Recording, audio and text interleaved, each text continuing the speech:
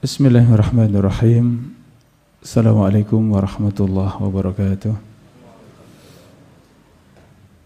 Innal hamdalillah nahmaduhu wa nasta'inuhu wa nastaghfiruh wa na'udzu billahi min shururi anfusina wa min sayyiati a'malina.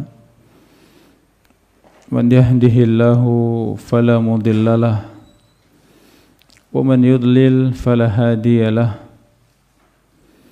Asyhadu an la ilaha illallah wahdahu la syarikalah wa asyhadu anna Muhammadan abduhu wa rasuluh sallallahu alaihi wa ala alihi wa sahbihi wa man sara ala nahjihi wastanna bisunnatihi wahtada bihadihi ila yaumiddin. Yaqulullahu ta'ala fil Qur'anil Karim, ya ayyuhalladzina amanu taqullaha haqqa tuqatihi wa la tamutunna illa wa antum muslimun. Ya ayyuhan nasu taqu rabbakumul ladzi khalaqakum min nafsin wahidah wa khalaqa minha zawjaha wa bassa minhuma rijalan katsiran wa nisaa'a wattaqullaha alladzi tasaaluna bihi wal arham innallaha kana 'alaykum raqiba. Ya ayyuhalladzina amanu taqullaha wa qulu qawlan sadida yuslih lakum a'malakum wa yaghfir lakum dhunubakum wa may yuti'illaha wa rasulahu faqad faza fawzan 'azima. Fa inna asdaqal hadithi kitabullah wa khairal hadi hadi Muhammadin sallallahu alaihi wasallam wa syarrul umuri muhdatsatuha fa inna kulla muhdatsatin bid'ah wa kulla bid'atin dhalalah wa kulla dhalalatin finnar, amma ba'd. Alhamdulillah, saudara-saudari, Bapak Ibu, jamaah sekalian rahimakumullah, bersyukur kepada Allah kembali kita bermajlis ilmu. Rasulullah sallallahu alaihi wasallam bersabda, fa innal anbiya lam yuwarithu dinaran wala dirhaman. Sesungguhnya para nabi dan para rasul, mereka tidaklah mewariskan dinar dan dirham. Wa innama warasul ilma, namun mereka mewariskan ilmu. Faman akhadahu akhadha bihadzin wafir, maka barang siapa yang mengambil ilmu, maka sungguh ia telah mengambil bagian besar dalam kehidupannya. Alhamdulillah, Allah subhanahu wa ta'ala mudahkan langkah kita semuanya untuk sampai kepada ilmu. Kita duduk bersama di majelis ilmu, tempat yang paling dicintai Allah subhanahu wa ta'ala, masjid-masjidnya, salah satu di antara taman-taman surga. Mudah-mudahan Allah subhanahu wa ta'ala senantiasa memberkahi kita semuanya. Allahumma amin. Jamaah sekalian rahimani wa rahimakumullahu jami'an.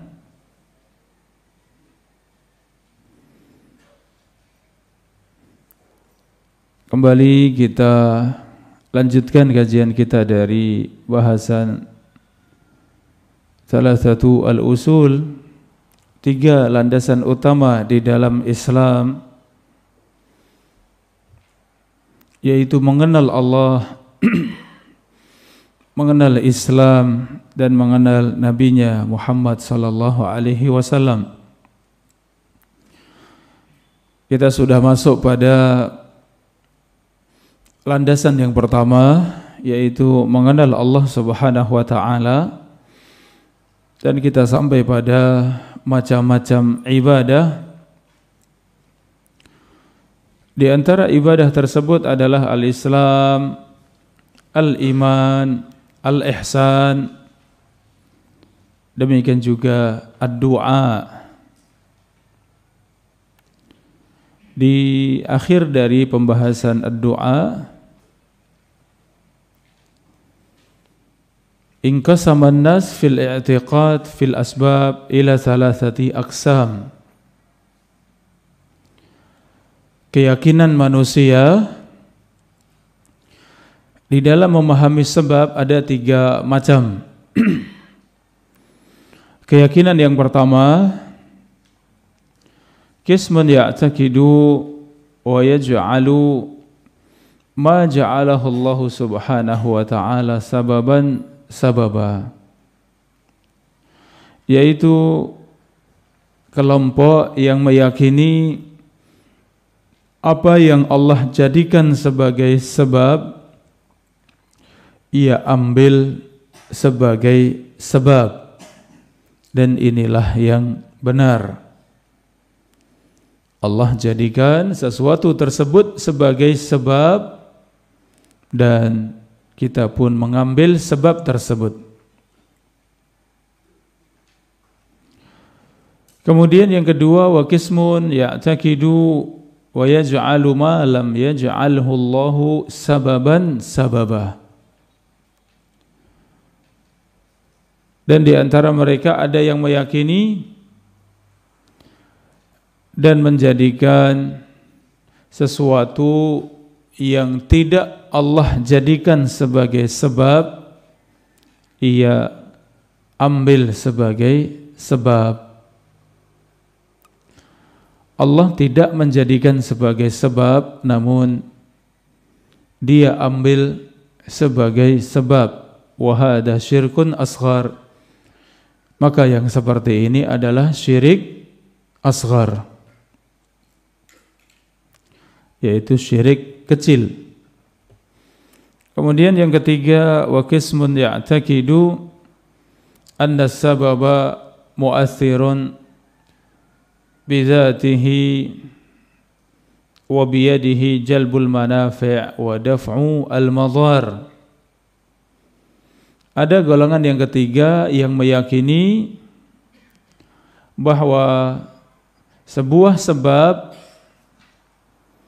dari zatnya atau ada di tangannya untuk bisa mendatangkan manfaat atau menolak kejelekan,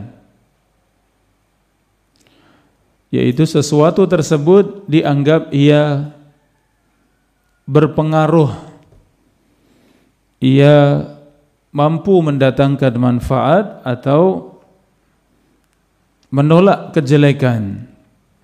Fahada syirkun akbar. Maka yang seperti ini disebut dengan syirik akbar. Jamaah sekalian rahimakumullah, kita sedang mempelajari akidah. Bahkan akidah yang kita pelajari adalah akidah yang paling mendasar terkait dengan tauhid kepada Allah Subhanahu wa taala. Kaitannya dengan berdoa. Doa merupakan sebab. Ud'uni astajib lakum. Wa qala rabbukum ud'uni astajib lakum. Dan Rabb kalian berfirman, berdoalah kepadaku maka aku kabulkan. Terkait dengan doa tersebut, apa yang diyakini oleh manusia, apakah itu sebab yang benar ataukah bukan sebab yang benar, bahkan meyakini bahwa sesuatu tersebut berpengaruh pada dirinya atau bisa mendatangkan manfaat atau menolak kejelekan. Contoh yang pertama yaitu mereka-mereka yang menjadikan sebuah sebab atau Allah Subhanahu wa taala jadikan sebab dan ia mengambil sebab tersebut. Ya, contohnya obat misalnya. Hadis yang menyebutkan tentang jintan hitam. Al-habbatus sauda syifa min kulli da illal maut. Ya, habbah sauda atau jintan hitam adalah obat segala penyakit kecuali kematian. Maka Allah Subhanahu wa taala jadikan jintan hitam sebagai sebab. Kemudian seorang muslim mengambil sebab tersebut dan ia menjadikannya sebagai sebab ia minum jintan hitam. Ya, apakah masih dalam bentuk bubuk ataukah sudah menjadi minyak jintan hitam, dia minum sebagai obat. Ia tahu ini sebab yang syar'i, sebab yang Allah dan Rasulnya katakan sebagai sebab, dan ia pun mengambil sebab tersebut, kemudian ia minum, ia tahu dan ia yakin bahwa itu adalah sebab.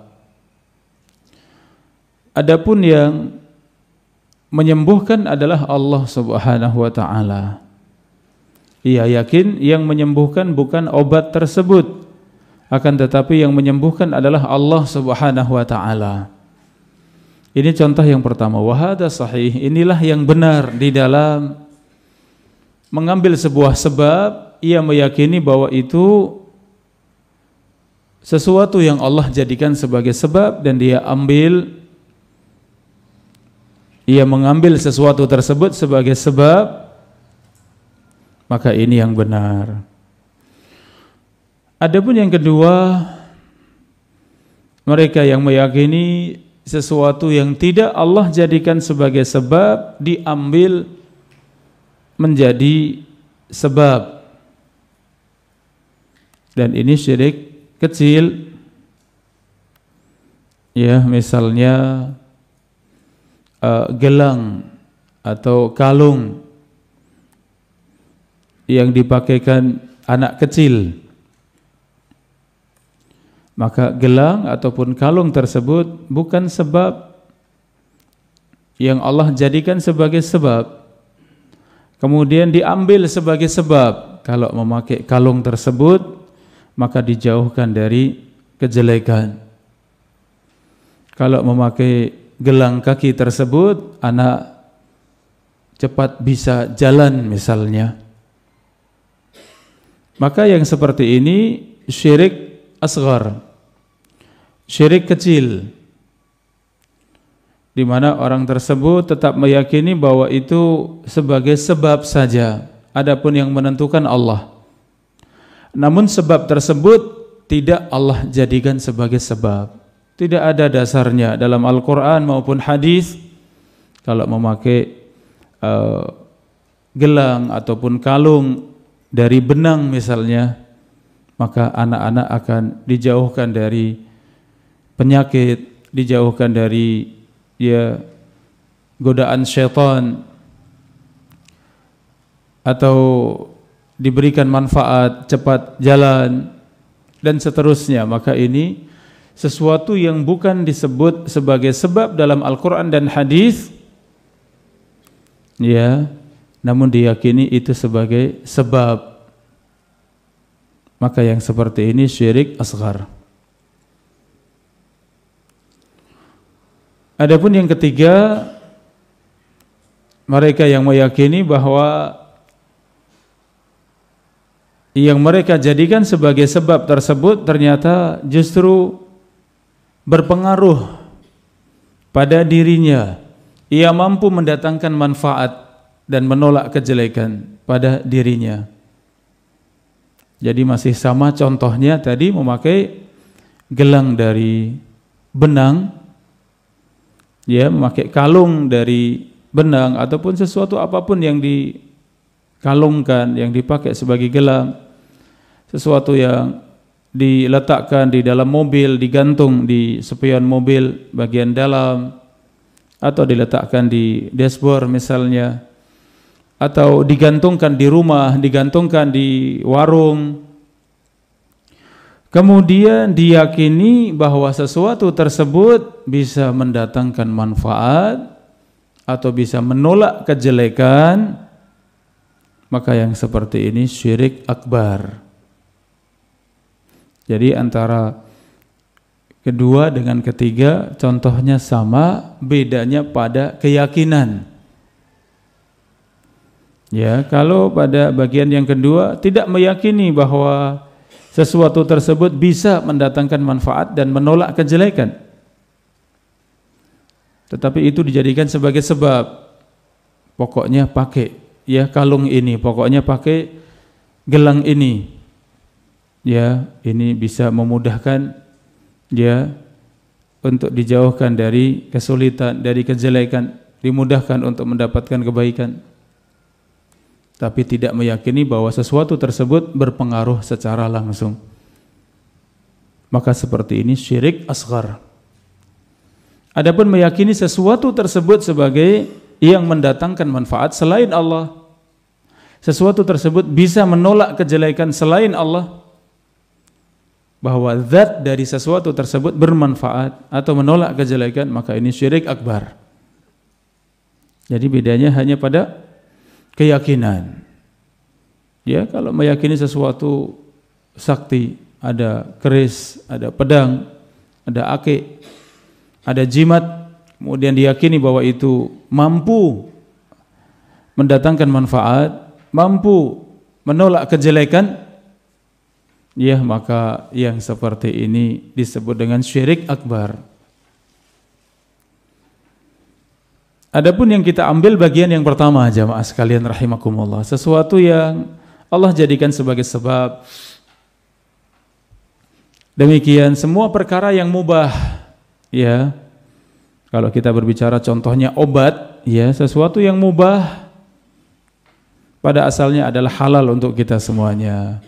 Kemudian kita ambil sebagai sebab, maka yang demikian boleh. Ya, berbagai macam herbal misalnya, daun-daunan kita ambil sebagai sebab, kemudian diminum, dibikin kapsul, ya, kemudian dibuat sebagai obat herbal misalnya, atau bahkan obat kimia, maka ini semuanya sebab yang mubah, sebab yang boleh, dan kita jadikan sebagai sebab. Kalau minum herbal ini, minum obat ini, insya Allah dengan izin Allah akan bisa sembuh.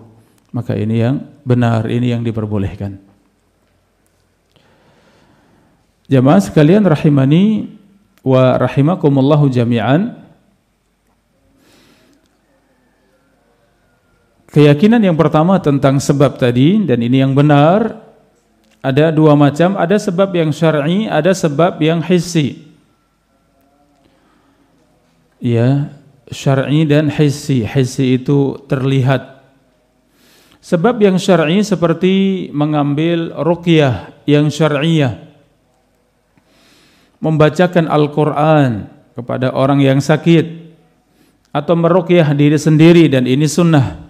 Ya, sunnah dalam ruqyah, jamaah sekalian rahimakumullah, adalah meruqyah diri sendiri. Ya, sifat dari 70.000 umat ini masuk surga tanpa hisab. Mereka adalah la yastarqun wa la yatatayyarun wa ala rabbihim yatawakkalun. Mereka tidak meminta untuk diruqyah, la yastarqun wa la yatatayyarun, dan mereka tidak tatayur, yaitu menebak nasib, menebak kebaikan dan kejelekan dengan sesuatu, dengan benda, dengan binatang, dengan keadaan, dengan hujan, dengan angin, dengan suara. Ini tatayur. Mereka tidak meminta untuk diruqyah, mereka tidak tatayur, dan mereka menyempurnakan tawakal kepada Allah. Maka ini mendapatkan kesempatan menjadi salah satu dari 70.000 umat ini masuk di dalam surga tanpa hisab. Ya, maka mengambil sebab dengan ruqyah yang syar'i boleh, dan yang disunnahkan adalah meruqyah diri sendiri. Atau orang lain meruqyah kita tanpa kita minta, ini juga ya selamat buat kita. Orang lain menawarkan saya ruqyah Anda, oh tafadhol, silahkan misalnya. Ya maka ini boleh, karena kita tidak meminta. Seperti meminta sesuatu, kita tidak meminta sesuatu, kita dikasih, maka sunnahnya diterima. Ya kita diberi hadiah, sunnahnya diterima, jangan ditolak. Kita diberi ruqyah, dikasih ruqyah, kita terima, demikian. Tapi kalau meminta orang lain ruqyah saya, ini yang mengurangi kesempurnaan tauhid kita kepada Allah Subhanahu wa taala. Jamaah rahimakumullah, ini contohnya sebab yang syar'i dengan ruqyah. Jadi kalau merasa sakit dalam maupun luar, ya kita ambil ini, kita ambil ruqyah di antaranya. Ya, kita dapati rumah sakit yang ada di Saudi Arabia, yang ada di Arab itu tidak seramai di kita, di negeri kita. Dokter-dokter yang praktek tidak seramai kita ramai sekali. Ya, kenapa? Ternyata mereka sudah terbiasa dalam berobat itu dengan tahapan yang luar biasa. Ya, kalau mereka sakit tidak langsung minum obat, tidak langsung pergi ke dokter. Kalau mereka sakit, coba dulu dengan ruqyah, membaca Al-Quran. Ya, ketika mereka sakit, mereka berusaha dulu dengan berdoa, meminta kepada Allah kesembuhan. Ya, mereka sakit, coba dulu dengan ya obat-obat yang tadi syar'i, ada hadisnya seperti habbatus sauda, minum madu. Ya, itu masih belum sembuh. Mereka berusaha dari sesuatu yang masih mungkin untuk dijadikan sebagai obat. Terakhir sudah memang sulit, baru kemudian ke dokter, ya, ataupun ke rumah sakit. Makanya sangat jarang ya kalau di rumah sakit kita pengunjung banyak sekali, ya.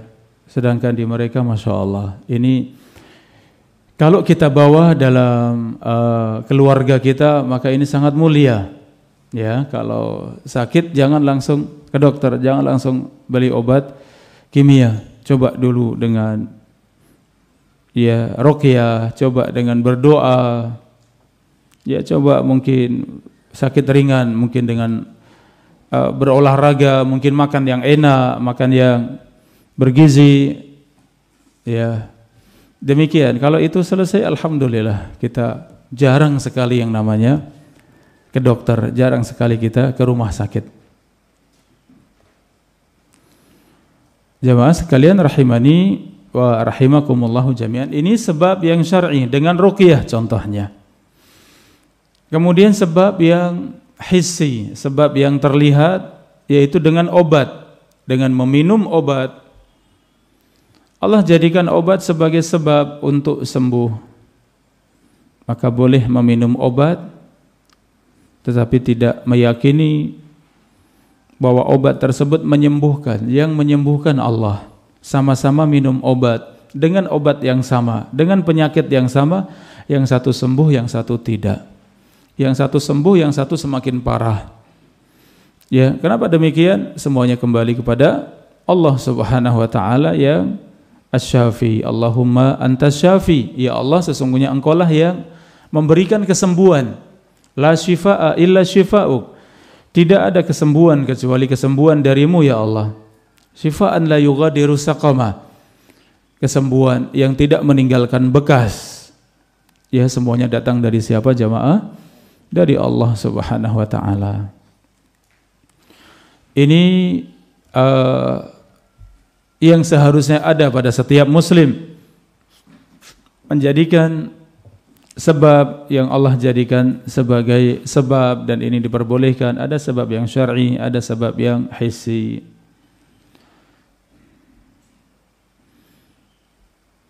Di dalam hadis sebutkan ad-du'a mukhul ibadah. Doa adalah inti dari ibadah. Mukh itu otak ya, atau inti. Berdoa adalah inti dari ibadah. Lafadz yang ini hadisnya adalah lemah, dan hadis yang sahih lafadznya ad-du'a huwal ibadah. Berdoa adalah ibadah.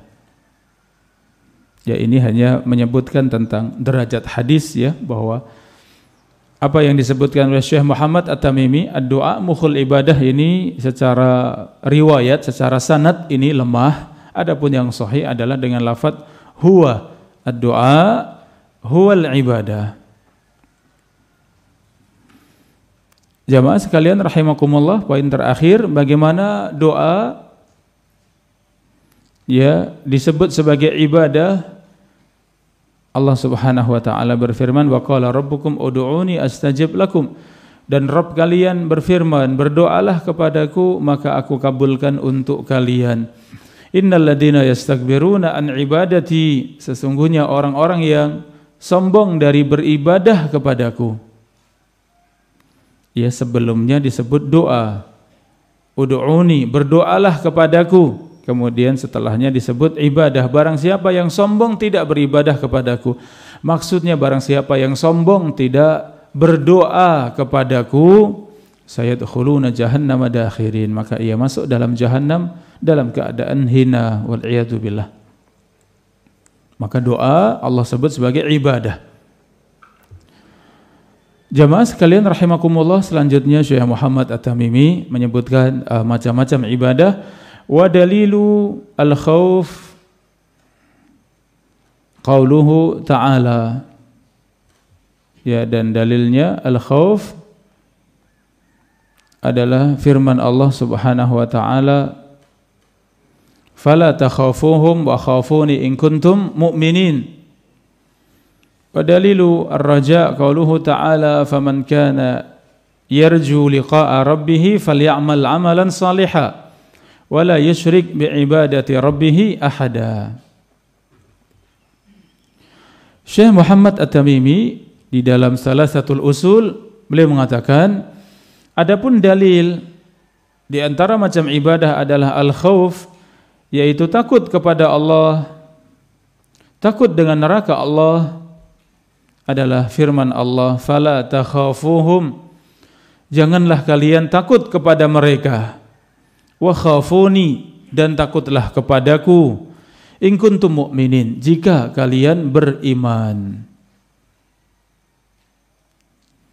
Ini ibadah kepada Allah dengan al-khauf. Al-khauf yaitu takut kepada Allah. Adapun ibadah selanjutnya adalah dalilu ar-raja. Adapun dalil ibadah ar-raja yaitu berharap kepada Allah, berharap surga Allah, berharap ampunan Allah, berharap kasih sayang Allah. Dalilnya adalah faman kana yarju liqa'a rabbih, barang siapa yang yakin berjumpa dengan Rabbnya, falyamal amalan salihah, maka hendaklah beramal saleh,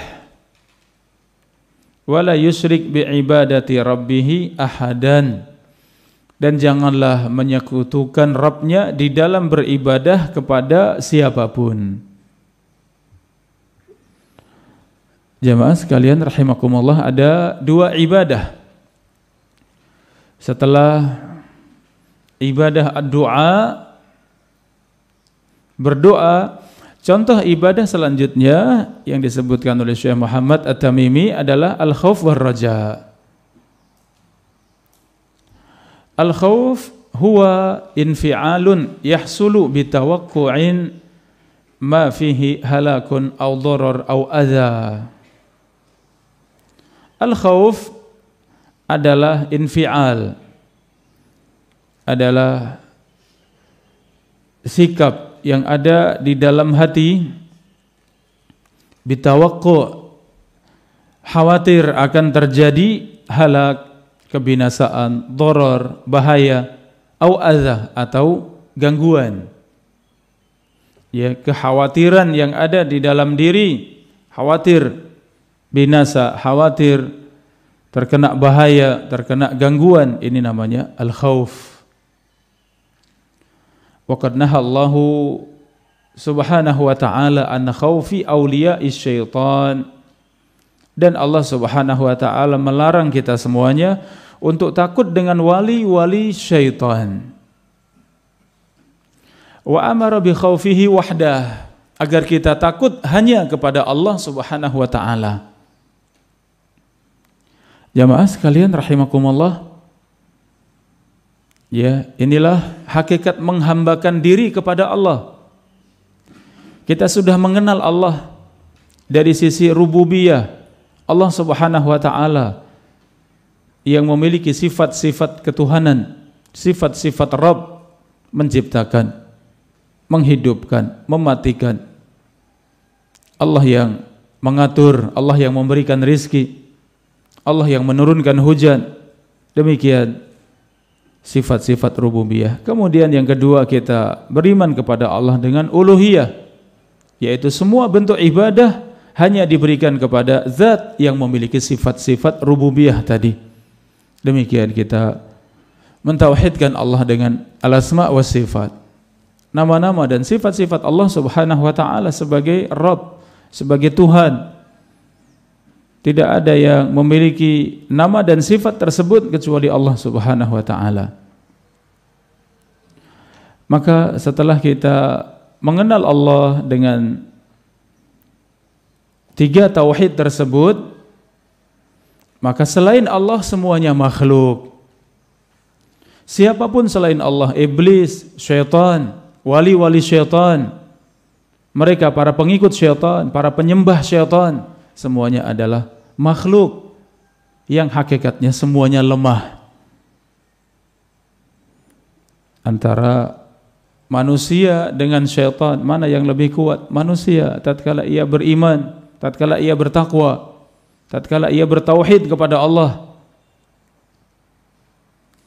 Ya jamaah sekalian rahimakumullah, ini terbukti demikian seorang muslim, seorang mukmin dengan iman yang kokoh, iman yang kuat, tauhid kepada Allah, segala-galanya kembalikan kepada Allah, sangat kuat di hadapan mereka musuh-musuhnya, syaitan dan wali-walinya. Umar ibn al-Khattab radhiyallahu anhu kalau ingin melewati satu jalan, apa yang terjadi jamaah? Syaitan-syaitan yang ada di jalan tersebut semuanya kabur. Padahal Umar ibn al-Khattab belum melewati jalan tersebut, tapi mereka tahu Umar ibn al-Khattab dia akan lewat di jalan tersebut. Semuanya sudah kabur. Kenapa? Tidak kuat berhadapan dengan seorang yang bertauhid kepada Allah. Demikian kalau kita lihat kenyataannya ketika meruqyah, ya, ada orang-orang yang kerasukan, kemasukan jin, diganggu syaitan, ya, kemudian kita ruqyah, itu pengaruhnya kuat sekali. Semakin kuat seorang yang meruqyah dalam bergantung kepada Allah, bersandar kepada Allah, mentauhidkan Allah, maka pengaruhnya luar biasa. Ya, demikian Al-Imam Ahmad bin Hanbal rahimallahu ta'ala, ya, ketika ada seorang yang kerasukan, beliau katakan, ini bawa sendal saya, katakan kalau tidak mau keluar, pukul pakai sendal saya. Ya, sendalnya dibawa, dikatakan ini sendalnya Imam Ahmad, beliau mengatakan kalau kamu tidak keluar, dipukul dengan sendalnya, kabur syaitannya. Subhanallah. Sama dengan tadi Umar bin Khattab mau lewat saja udah kabur semuanya. Ya, ketika meruqyah, ya, saya sering menyaksikan, ya teman-teman, ketika meruqyah, dan ruqyah sangat kita batasi, kita ajarkan kepada kaum muslimin, kepada seluruh kaum muslimin, bahwa ruqyah itu masing-masing dari kita bisa. Al-Quran semuanya untuk ruqyah, dari surat Al-Fatihah sampai An-Nas semuanya dibaca untuk ruqyah, silahkan. Ada surat-surat khusus, ayat-ayat khusus yang dibaca untuk ruqyah, silahkan. Kalau ada dalilnya jelas. Adapun secara umum maka semua Al-Quran bisa dipakai ruqyah. Maka setiap dari kita, ya, kepala keluarga, kita yang ada dalam satu keluarga. Ketika ada yang sakit badannya, sakit panas, sakit pusing, demam, ya bacakan Al-Quran. Niatkan sebagai ruqyah, kita meruqyah keluarga kita. Ya, kalau ruqyah ini terus kita bacakan, maka setiap rumah sudah cukup, tidak perlu lagi memanggil ahli ruqyah, tidak perlu memanggil ustadz yang bisa meruqyah. Semua dari kita bisa.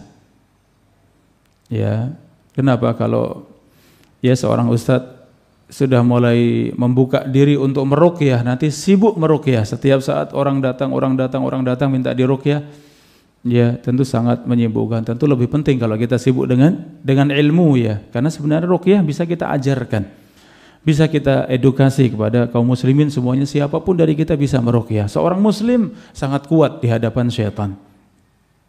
Ya, ada yang baru membacakan Al-Fatihah, syaitan sudah kabur.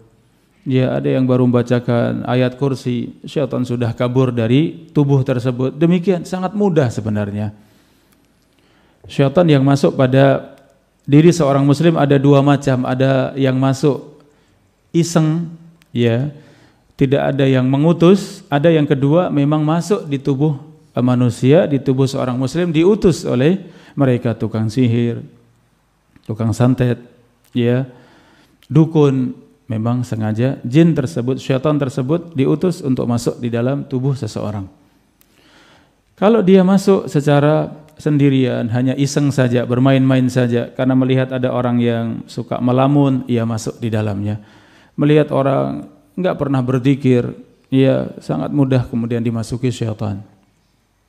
Seorang yang bahagia berlebih-lebihan, ia tertawa, senang berlebihan, lupa mengingat Allah, bisa jadi dimasuki syaitan. Tidak menjaga zikir pagi dan sore, mungkin lebih mudah untuk dimasuki syaitan. Demikian, model yang seperti ini kalau kita ruqyah, ya tidak lama insyaallah, ya syaitan akan pergi. Tidak harus sampai bisa berbicara, ya, dengan syaitan tersebut. Ketika di ruqyah, terkadang ada pengaruh, kemudian ia pun berbicara, kadang bisa diajak bicara. Kalau bisa diajak bicara, tidak mengapa, didakwahi. Siapa Anda? Saya fulan. Ya, biasanya suaranya sudah berubah.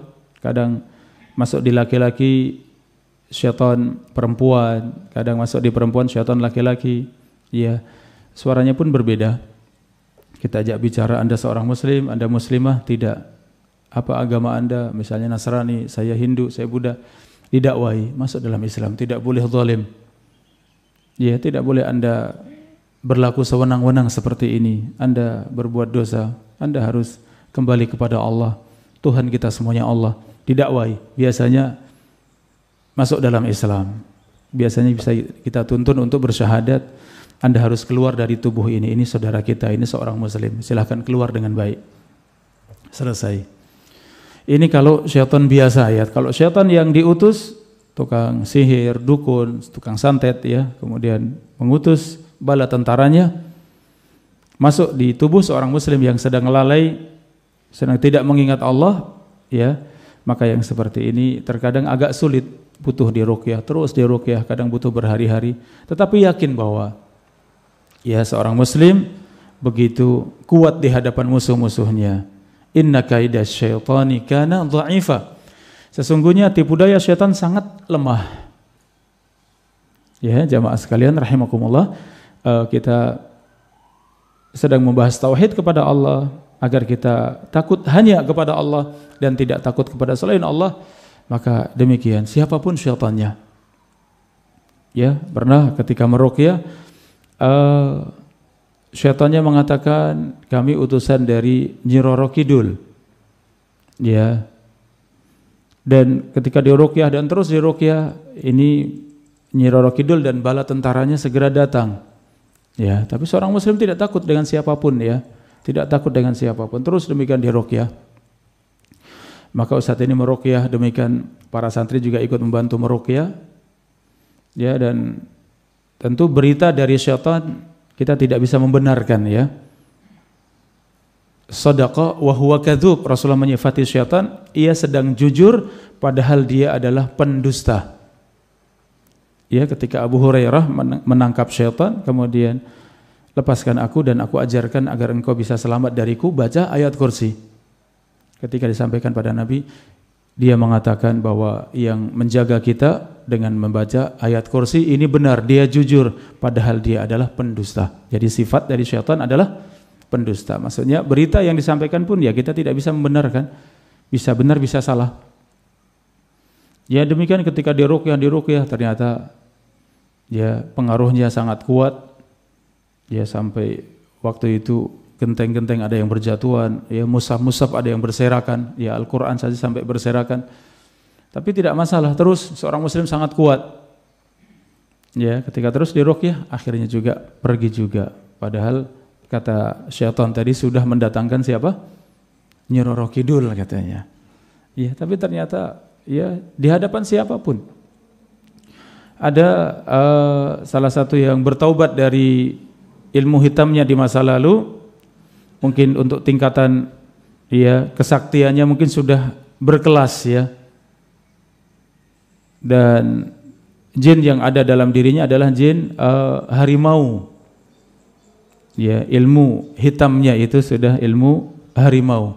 Ketika diruqyah oleh seorang ustadz, ya begitu kuatnya dia meraung-raung ya, memang keluar ya jin harimaunya keluar ya dengan cakarannya yang siap menabrak ustadz tersebut yang meruqyah. Ketika masih jauh seakan-akan mengerikan, ketika sudah mendekat ustadz ingin menabrak, lemes dia. Ya.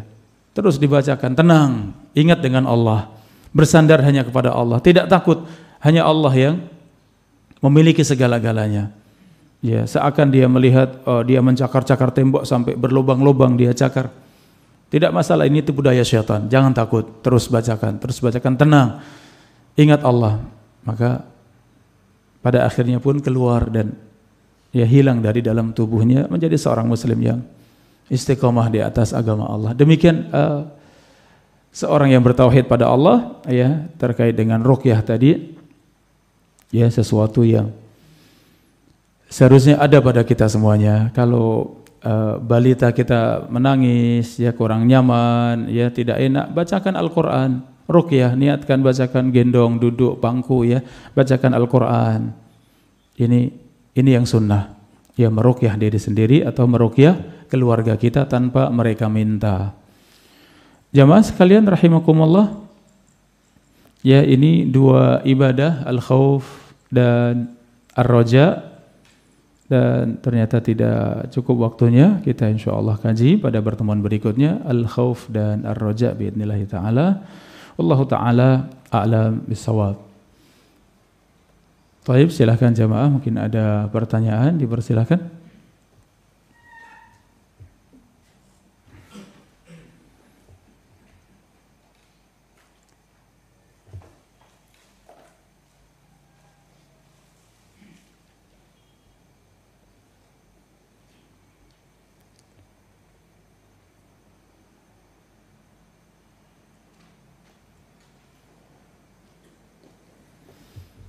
Ya, silakan.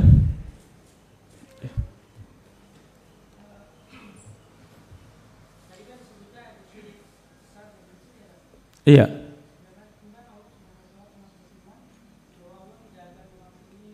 Iya. Iya. Ya, terima kasih jazakumullah khairan atas pertanyaannya. Firman Allah, innallaha la yaghfiru an yushraka bihi wa yaghfiru ma duna dzalika liman yasha. Sesungguhnya Allah Subhanahu wa taala tidak mengampuni dosa syirik dan akan mengampuni dosa selain syirik bagi yang dikehendaki oleh Allah. Maksud dari dosa syirik yang tidak diampuni oleh Allah tatkala seorang mati dalam keadaan membawa dosa syirik adalah syirik akbar, syirik besar.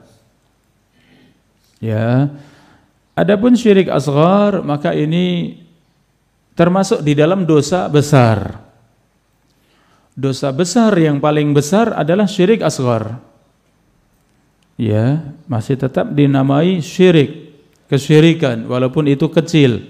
Kecil sekedar istilah, karena ada yang besar yaitu yang mengeluarkan dari Islam, Syirik besar yang tidak akan diampuni oleh Allah kalau seorang mati dalam keadaan membawa dosa syirik akbar tersebut. Adapun syirik kecil adalah ya syirik yang tidak mengeluarkan dari Islam, namun syirik tersebut termasuk di dalam dosa besar, bahkan dosa besar yang paling besar. Ya, di antara syirik asghar adalah riya. Ya, riya yaitu seorang beribadah kepada Allah dengan niatan untuk selain Allah, atau dengan niatan untuk Allah dan untuk selain Allah. Ya, riya, sum'ah, ingin dilihat orang lain, memperbagus amal, memperbagus ibadah untuk dilihat orang lain, ini namanya riya. Sum'ah, mengerjakan kebaikan agar didengar oleh manusia, ini sum'ah. Membaca Al-Quran agar didengar indahnya bacaannya, ini sum'ah. Ya, maka ini semuanya bagian daripada syirik asghar. Di antara syirik asghar yang tadi kita pelajari adalah seorang yang menjadikan sesuatu yang bukan sebab dijadikan sebagai sebab. Ya, maka yang demikian syirik asghar. Contohnya tadi memakaikan gelang, kalung untuk bayi, untuk anak kecil agar dijauhkan dari kejelekan.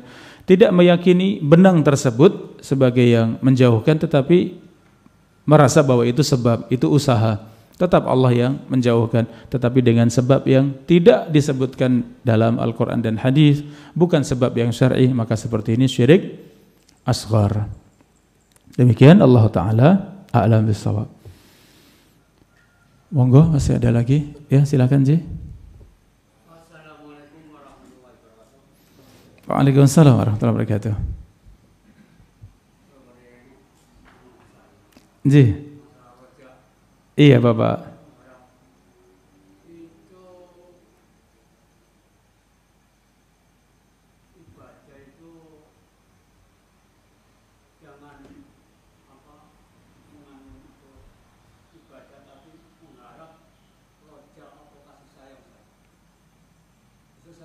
Iya.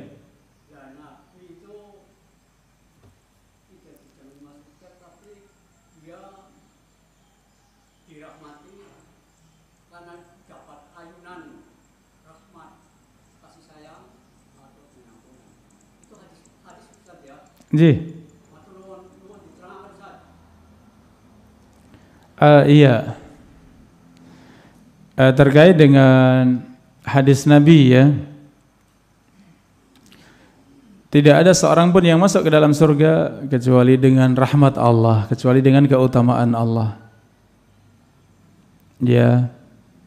Sampai pun Rasulullah sallallahu alaihi wasallam ya, ia mendapatkan rahmat Allah Subhanahu wa taala sehingga dijamin masuk surga. Diampuni dosa-dosa yang lalu dan dosa-dosa yang akan datang. Dijamin masuk surga tidak lain kecuali atas rahmat Allah Subhanahu wa taala. Seorang ahli ibadah di hadapan Allah ingin masuk surga karena ibadahnya.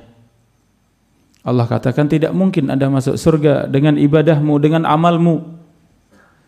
Ia pun tetap ngotot ya ingin masuk surga dengan amalnya, dengan ibadahnya. Maka ditimbanglah ibadah tersebut. Diletakkan di satu sisi timbangan, satu kenikmatan mata dimasukkan di dalam sisi timbangan yang lain. Antara ibadah sepanjang hidupnya dengan nikmat satu mata, ternyata masih lebih berat nikmat satu mata. Ya, ini menunjukkan bahwa tidak ada seorang pun yang bisa masuk di dalam surga dengan amalnya, dengan ibadahnya. Tetapi ia masuk surga dengan rahmat Allah, dengan kasih sayang Allah, dengan keutamaan Allah. Adapun amal, adapun ibadah, maka ini menjadi sebab rahmat Allah, sebab ampunan Allah, sebab kasih sayang Allah. Seorang pelacur dengan dosanya yang sangat banyak, ya, ia pun beramal saleh dengan cara mengambilkan air minum, dituangkan, diberikan untuk anjing yang kehausan. Ia katakan ini sudah haus sebagaimana tadi aku haus. Diambilkan, diberikan minum. Karena Allah. Ini satu amal. Dengan sebab tersebut Allah ridho. maka Allah ampuni semua dosa-dosanya dan Allah masukkan di dalam surga. Maka amal ini menjadi sebab untuk meraih kasih sayang Allah, meraih ampunan Allah, meraih kecintaan Allah, meraih keutamaan Allah. Demikian dengan ibadah. Tapi seorang mengatakan ingin masuk surga dengan amalnya, tidak bisa. Bahkan untuk menggantikan kenikmatan yang Allah berikan pada kita saja tidak bisa. Kenikmatan satu mata saja tidak bisa. Maka semua dari kita akan masuk di dalam surga dengan rahmat Allah, dengan keutamaan Allah Subhanahu wa taala. Dan insyaallah secara rinci kita akan bahas pada pertemuan yang akan datang biidznillah tentang al-khauf dan ar-raja. Demikian. Ya, silakan.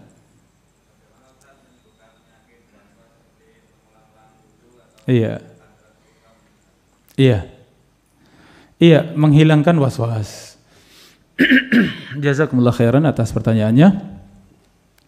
Ini penting ya jamaah sekalian rahimakumullah, karena sedikitnya ilmu sehingga mudah dibawa syaitan untuk was-was. Karena sangat minim dan terbatasnya ilmu, mudah sekali dibisik-bisikkan oleh syaitan, wuduk kamu tidak benar, wuduk kamu tidak sah, kamu belum membasuh semuanya, ya, mata kakimu belum terbasuh, coba lihat, ya, tumitmu belum terkena air, coba lihat, ya. Demikian siku kamu tadi belum terbasuh, coba lihat masih kering. Ini semuanya was-was dari syaitan. Jamaah rahimakumullah, obatnya hanya satu, dengan ilmu. Ya, dengan ilmu, maka ilmu akan mengantarkan semua kebaikan. Dengan ilmu kita mengenal Allah, dengan ilmu kita mengenal Islam, dengan ilmu kita mengenal sunnah Rasulullah sallallahu alaihi wasallam. Ya, maka kuatkan diri dengan ilmu. Ya, menghilangkan was-was tadi, was-was dalam takbiratul ihram, Allahu Akbar, aduh kayaknya belum sah. Kenapa? Karena minim ilmu tadi. Dulu yang kita fahami kalau takbiratul ihram itu ucapan Allahu Akbar harus fasih. Kalau salah sedikit saja tidak sah katanya. Serem ya. Kalau Allah, wah sudah enggak sah ini. Allah harus benar. Udah gitu harus katanya niat harus bareng masuk dalam hati. Harus ketika Allah itu dalam hati juga niat untuk sholat subuh 2 rakaat sebagai makmum lillahi ta'ala. Allahu Akbar, belum jadi, ulang lagi. Dulu yang kita tahu seakan ya Allah sulit sekali mau sholat saja ucapan Allah kalau tidak benar tidak sah. Ya, niat ketika takbiratul ihram kalau tidak bareng niatnya dengan niat yang ada dalam hati tidak sah. Waduh, serem sekali. Sehingga yang terjadi apa? Was-was. Ketika Allah, ya lisan berucap yang fasih, meniatkan dalam hati untuk bisa niat dalam salat tadi bareng pun bar. Niat juga sudah bar ya, sudah selesai. Harus bareng katanya. Memang sangat sulit. Dan ternyata Islam tidak seperti itu. Ya, setelah kita berilmu ternyata niat niat ada di dalam hati. Ya, seorang ketika berangkat dari rumah, ambil air wudu, berangkat dari rumah itu sudah niat salat. Ketika sudah masuk di masjid, kemudian niat salat tahiyatul masjid. Ketika sudah iqamah dia berdiri, maka dengan berdirinya saya ngapain berdiri? Memang mau salat, itu sudah niat salat. Iya, kenapa merapikan barisan? Kenapa ya membuka sajadah? Ya karena memang mau salat fardu. Sudah iqamah, sudah atau sedang dikumandangkan iqamah, maka itu semuanya sudah disebut niat. An-niyah adalah al-azm ala fi'li syai'. Niat adalah keinginan kuat mengerjakan sesuatu. Itu niat. Maka cukup ketika sudah ya siap untuk takbiratul ihram, imam sudah Allahu Akbar, kita tinggal menyusul Allahu Akbar. Selesai, tidak ada kesulitan. Ucapan Allahu Akbar mudah, niat sudah ada dalam hati kita. Ya, tapi kalau dengan kebodohan, tidak berilmu, sedikit ilmu atau tidak mau menuntut ilmu, maka benar seakan Islam ini amalan-amalan yang sangat sulit. Hanya orang-orang tertentu yang bisa ya mengerjakan dengan baik. Maka menghilangkan was-was adalah dengan ilmu. Kalau tadi masalah berwudu misalnya, coba kita pelajari fikihnya wudu dengan baik. Ya, apa saja syarat dan rukunnya berwudu, wajib-wajibnya di dalam wudu, sunnah-sunnahnya di dalam wudu kita pelajari dengan baik. Setelah itu kita praktek. Ya, kita masuk dalam wudu dengan baca bismillah. ya, kemudian kita basuh tangan, semua kita kerjakan sesuai dengan sunnah, sesuai dengan wajib, rukun dan wajib yang kita pelajari, kita kerjakan dengan baik. Kalau sudah kita kerjakan, setelah itu selesai, jangan pikirkan kembali. Memang pikiran harus putus, tidak boleh memikirkan kembali kalau kita sudah wudu dengan baik. Ya, ini cara menghilangkan was-was. Dan di antara was-was adalah was-was dalam bersuci. Sudah buang air kecil, sudah cebok, sudah pakai celana, mau wudu, serasa keluar lagi cairannya. Ya, air kecilnya serasa keluar kembali. Maka dengan tadi, dengan memutus pikiran tadi selesai. Karena antara keluarnya air, ya, dengan pikiran itu nyambung. Kalau kita pikirkan mungkin bisa keluar. Makanya solusinya dengan ilmu. Kewajiban kita bersuci setelah buang air kecil, ditunggu sebentar, yakin sudah bersih, sudah putus, sudah tidak keluar lagi, kemudian dibasuh. Dibasuh pun biasa, tidak perlu diperas ya. Ada sebagian mengatakan harus diperas ya biar bersih. Islam tidak sulit jamaah, Islam mudah, Islam itu sayang, lembut ya, tidak sampai menyiksa seperti itu. Biasa saja, selesai bersih, cebok. Setelah selesai kita cebok, ya dari buang air kecil tadi, setelah itu sudah selesai, pikiran pun sudah putus, sudah tidak perlu dipikirkan lagi. Pakai celana, ya pakai celana dalam, celana. Setelah selesai sudah nggak usah dipikirkan. Mau keluar, mau nggak keluar nggak usah dipikirkan. Langsung sambung dengan amalan berikutnya. Mau berwudu silakan berwudu, selesai salat, nggak usah dipikirkan lagi. Ya, kalau dipikirkan, wah tadi kayaknya keluar, wah terus dipikirkan, memang nyambung pikiran dengan ya keluarnya air nyambung ini. Tapi kalau sudah kita putus sekali, 2 kali, 3 kali, 5 kali, 10 kali, sudah terbiasa, sudah nggak akan nyambung sama sekali, selesai. Hilang was-wasnya. Ya, ini caranya. Ya, ada seorang yang terkena was-was seperti ini sampai bingung sekali, kamar mandi bawa 2 celana, kadang keluar dari kamar mandi bawa ngambil celana lagi, masuk kamar mandi lagi, ditanya, "Kamu ngapain keluar masuk kamar mandi?" Kotor keluar lagi katanya. Ini was-was namanya ya. Dan ini langkah pertama syaitan dalam menggoda manusia dengan was-was yang pada akhirnya ingin dituju oleh syaitan, was-was dalam berakidah, was-was dalam beragama, ragu-ragu tentang kebenaran Islam, ragu-ragu dengan akidah yang benar, ragu-ragu tentang Allah. Ini tujuan akhir dari was-was syaitan. Maka dari yang paling kecil, dari taharah, berwudu dan yang lainnya, maka segera kuatkan diri dengan ilmu, amalkan. Setelah itu nggak usah lagi dipikirkan. Ketika sudah benar di atas amal. Tapi demikian, mungkin satu lagi tadi ada J, silakan. J. Iya.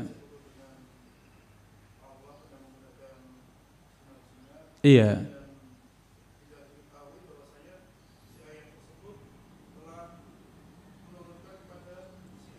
Iya.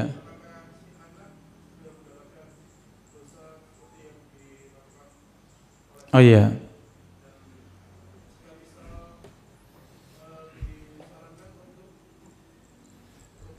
Iya. Itu yang sunnah ya.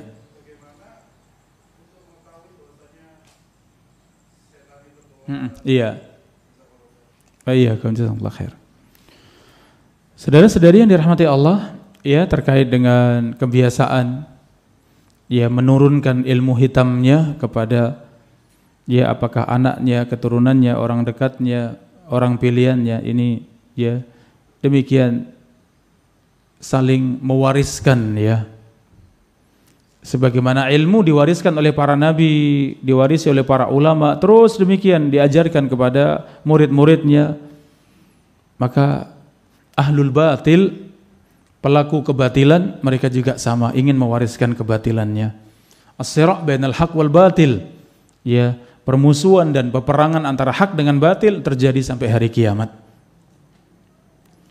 Biasanya yang diwarisi demikian ya biasanya memang dikasih tahu ya, tidak sembarangan asal dimasukkan ya. Kalau seorang sudah tahu maka ia menolak. Kalau itu tanpa diketahui memang ya sudah dimasukkan pada anaknya, anak pertamanya, anak lakinya misalnya, dan ia pun merasakan kesaktian dengan ilmu hitam tersebut atau kemampuan tertentu dengan ilmu hitam tersebut, ia tahu yang demikian, sedangkan ia sudah belajar tauhid kepada Allah, belajar akidah yang lurus, maka segera hilangkan pengaruh tersebut dalam dirinya. Seorang yang kemasukan syaitan, kemasukan jin ini ada tanda-tanda yang nampak ya, tanda-tanda yang terlihat ada. Ya, dari gelagatnya, cara berjalan, cara berbicara, ya cara bermuamalah ini sudah berbeda. Apalagi kalau sudah diruqyah. Ya.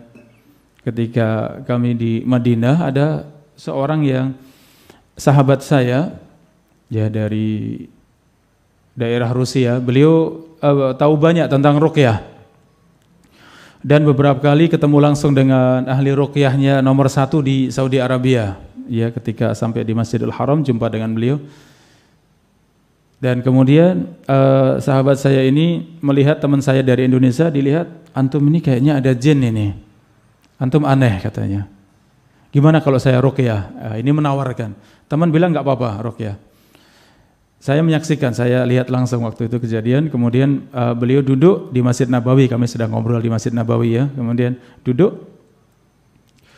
Kemudian beliau duduk dalam keadaan selonjor ya, kakinya menghadap ke kiblat, duduk, kemudian dibacakan beberapa ayat, dibacakan sama sahabat kita ini. Kemudian setelah beberapa ayat selesai, kemudian ditanya, ada sesuatu yang antum merasakan? Kata teman, iya, di kaki saya dari bawah itu seakan-akan kayak ada yang jalan risih gitu, serit gitu ya, jalan di tubuh. Setiap kali dibacakan ada sesuatu yang bergetar dalam tubuh saya. Nah itu berarti ada pengaruh jin, ada syaitan dalam tubuh Anda. Harus diruqyah katanya. Ya. Jadi yang seperti ini ternyata kalau yang khabir ya, orang-orang yang sudah berpengalaman ya, ada tanda-tanda yang tidak biasa, kelakuan ataupun sikap yang tidak biasa, yang kadang nyeleneh, aneh. Oh ini orang kernis, jangan-jangan ini ada jinnya orang seperti ini ya. Kemudian diruqyah dan terus diruqyah, insya Allah bisa sembuh. Ya, adapun kalau tadi yang merasa ada dalam dirinya, tentu ia tidak disunahkan meminta orang lain ya. Walaupun minta boleh, tidak sampai haram ya, meminta untuk diruqyah ini tidak haram.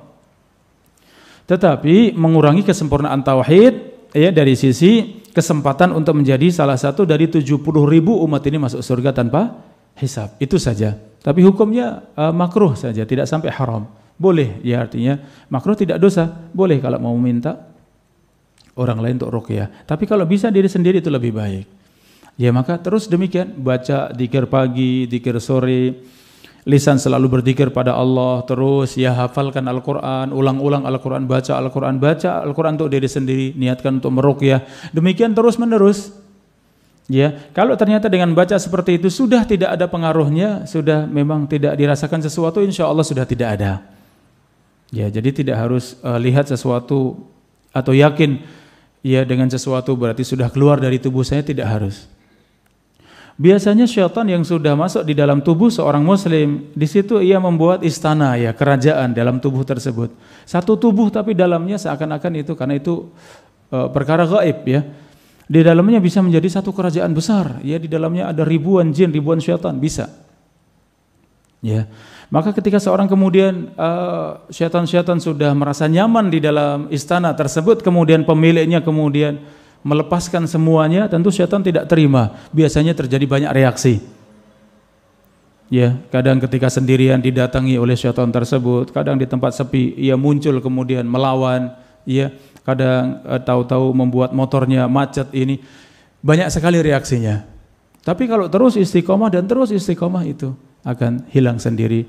Ya, terbuang sendiri, lama-lama sudah tidak ada pengaruhnya. Mereka sudah bosan, sudah tidak mampu lagi melawan orang tersebut. Ya, jadi mudah insya Allah. Terus baca Al-Quran, baca dzikir, ya jaga diri. Semakin dekat kepada Allah, syaitan semakin jauh dari kita. Taib, demikian jamaah rahimakumullah apa yang kita kaji pada kesempatan kali ini. Wallahu taala a'lam bissawab. Sallallahu wasallam ala nabiyina Muhammadin wa ala alihi washabihi ajma'in wa akhiru da'wana anil hamdulillahi rabbil alamin. Wassalamualaikum warahmatullahi wabarakatuh.